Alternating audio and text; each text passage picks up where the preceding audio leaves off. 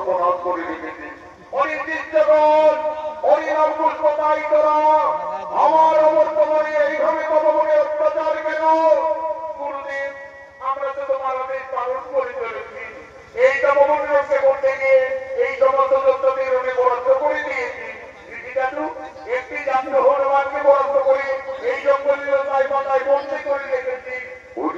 তোরা আবার হনুমান নাকি কোথায় হনুমান বন্দি রেখেছ?